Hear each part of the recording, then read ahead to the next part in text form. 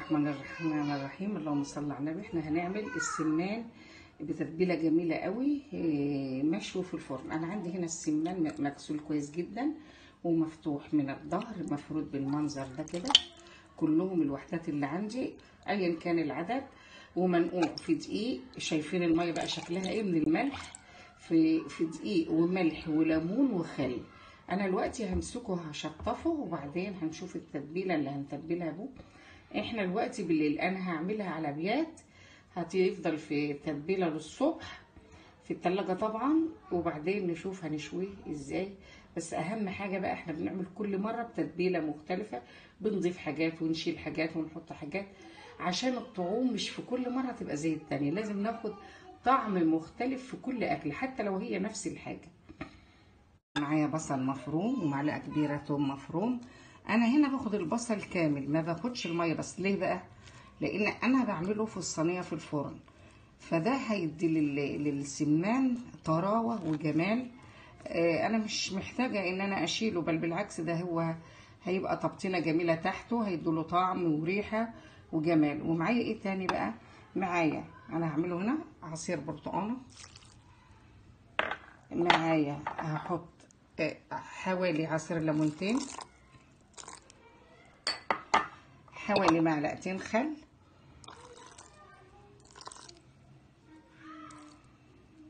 معايا بقى البهارات بتاعتي ايه؟ ملح، فلفل.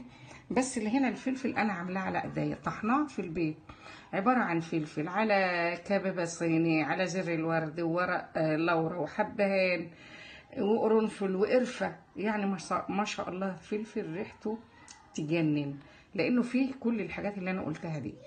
يعني قلنا ملح وفلفل ورشه جوز الطيب زي ما احنا شايفين، ودي بهارات مشكله، ودي رشه صغيره من الحبهان البودر. كل ده هحطه ونقلب المكونات دي مع بعض، وهنتبل بها السمان. هوريكم دلوقتي بعد ما اقلب الخلطه دي كويس قوي.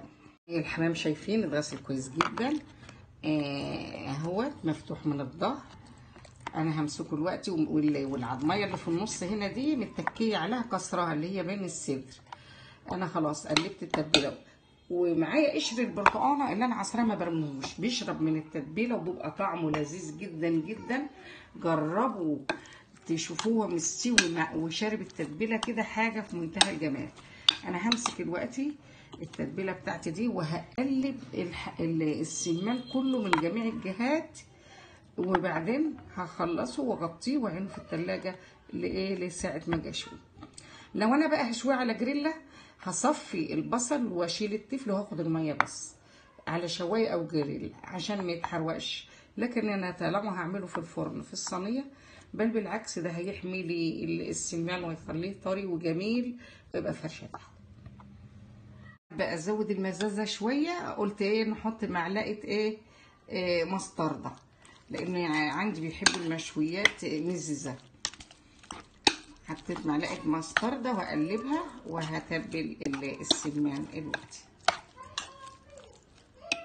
ان شاء الله على الريحه جميله جدا، يعني ريحه التتبيله من الوقت كده حاجه ما شاء الله. وده لا بيخلي زفاره، رغم ان انا نقعاه في ملح بقى وخل وليمون ودقيق. الريحه بس لوحدها كده مشهيه جدا من قبل ما يتشوي. هنغطيه ولما نيجي نشويه بقى هنشوف مع بعض. ما شاء الله بعد ما سيبنا السمان ليله او ساعه او ساعتين في التتبيله، فرشنا اللي باقي من التتبيله اهوت تحت، وبعدين هندخله الفرن ونشوف ان شاء الله النتيجه مع بعض. ما شاء الله لا قوه الا بالله. السمان خلص معايا اهوت، وهنقدمه مع بعض حاجه جميله ريحه وطعم. نجرب الله. شايفين الجمال، ريحه وطعم بألف هنا وشفا. جربوه وقولوا له ايه رايكم.